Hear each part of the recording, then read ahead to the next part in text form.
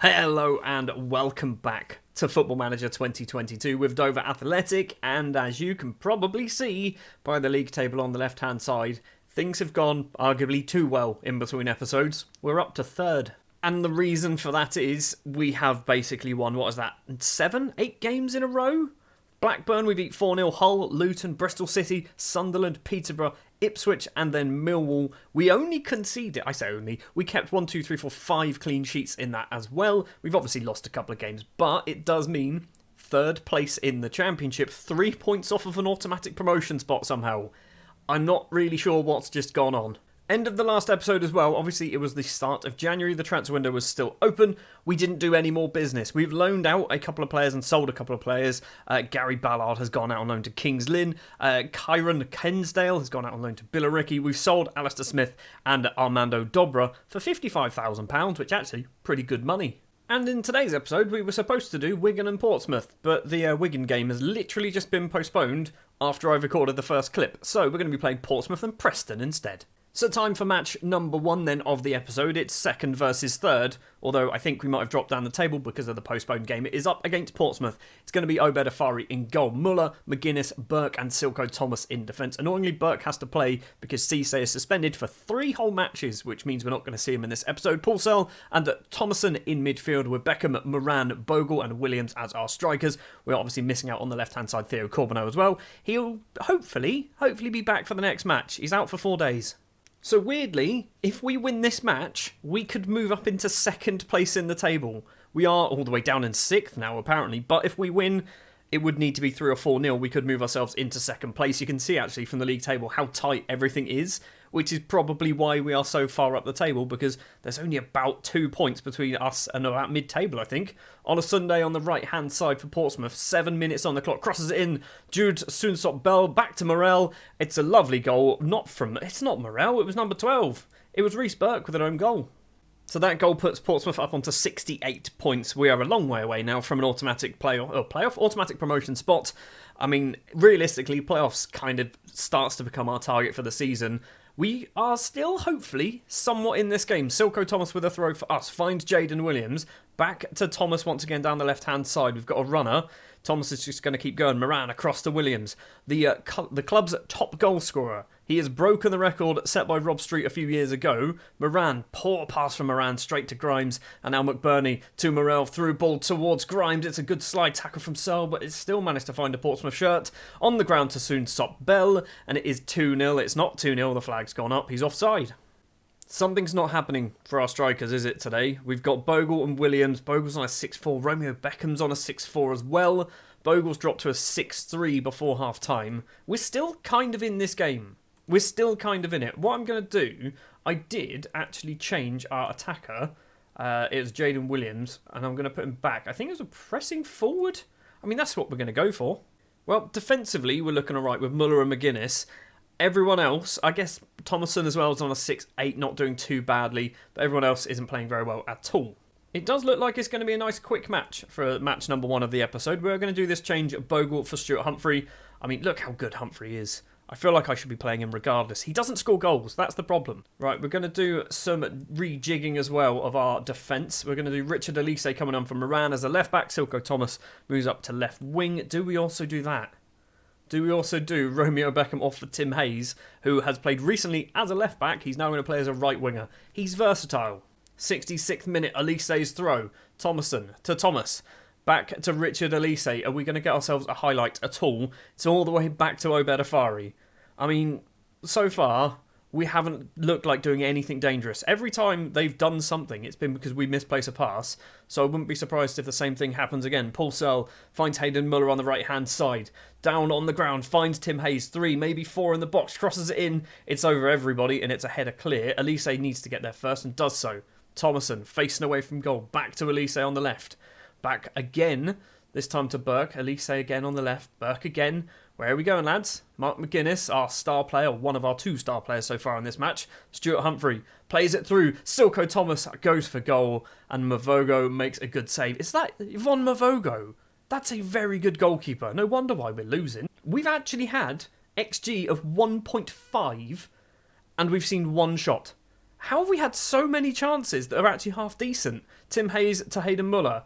This second half, or the last 10 minutes or so of the second half, we seem to be getting back into this. Thomason to Tim Hayes, tries to get some space and can't manage it. Back to Paul Searle, Jaden Williams outside the area, Hayden Muller, the fullback, has blasted that into the bottom corner, his first goal of the season.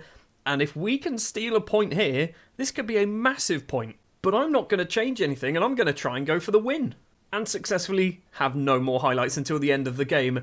Arguably, we should have won that game. We were the better side. We had so many shots, 10 shots on target, an XG of 1.8. Was their goalkeeper, Mavogo, man of the match? 6.9. He saved 9 shots. He gets a 6.9. Well, because of that result, we are now down in 6th place, but we're still within a fighting chance. Leeds have actually leapt over Portsmouth into 2nd place in the table. Next up, it is 23rd place Preston. We should win that one. From one end of the table to the opposite then, it is Preston away from home. They are down, I think still in 23rd place in the table. This is what we're going to go for our starting 11. It will be Sinisalo starting in goal today because they're 23rd, and I feel like Sinisalo deserves a game every now and then. Muller, McGuinness, Pambu and Thomas in defence, Searle and Thomason in midfield, Beckham and Moran on the wings, Williams and Humphrey up front. Williams is wanted by Cardiff, which means we might end up selling our top goal scorer if we can get around £500,000. That's big money for somebody who cost us literally nothing and has got double figures in the last 4 seasons. I know we're a few seasons in, but Preston North End are sat 23rd in the Championship and have Miguel Almiron playing for them. How is Almiron playing that low down? He's 34. Okay, that might explain why, but still, he's not a bad footballer. Arguably, he'd get into our team. Now, ironically, I imagine we are probably going to do poorly against Preston because they are down the wrong end of the table, and against Portsmouth at the right end of the table, we did alright and still didn't win the game. It's taken nearly half an hour for the first highlight to get here, and annoyingly, it is Preston with the ball on the right-hand side. Stenhouse is the man. Plays it to Coyle in the penalty area. Back to Stenhouse. Tries a dinked cross but can't find anybody apart from Romeo Beckham. And now Almiron to Rogers. Long range effort from Rogers. Goes just wide of Sinisalo's post. Remains 0-0. First real chance goes to Preston. Second chance is going to go to us, question mark, hopefully. Towards Pambu. It was a strange throw. I'm not really sure why we did that. Preston can clear their lines, but Silko Thomas is going to hopefully send it straight back down the left-hand side he goes. Stops instead. Back to Leon Pambu, making a rare start today. Thomason to Humphrey. Williams is in front. Does use Jaden Williams through to Thomason. Thomason's effort is saved well by the goalkeeper and Preston clear the ball. Are we going to keep this alive through Mark McGuinness? Arguably our best player of the season so far. No, we don't. And at half-time then, it is 0-0. And we have been the better side technically when it comes to XG. But it's mainly from a couple of decent chances. We should be on top. We should hopefully win this one. I'm going to say I'm happy. Even though a couple of players, I will then say individually to Moran, because I don't know what it is with you, buddy. You're not very good at football, are you? I'm going to say I'm not happy with any of your performances, and hopefully it's going to fire somebody up. It did annoy Beckham. First highlight of the second half takes just 1 minute and 40 seconds, and Preston are the team coming forward. Almiron, poor pass is intercepted. Now Beckham on the ground finds Jaden Williams. He's not scored on camera in a very long time. Is he going to do it now? No, he isn't. He hits the outside of the post. It would have been easier to score, Jaden. Stuart Humphrey is on a 6.3 now. I'm not sure what you're doing. Marquez's free kick is saved? It is saved. Sinisalo with a very good save there. Preston have themselves a chance from the corner. Left-footed on the left-hand side is Miguel Almiron, the Paraguay international. It's cleared by Mark McGuinness, but it's probably coming back towards us. Malumbi, sorry.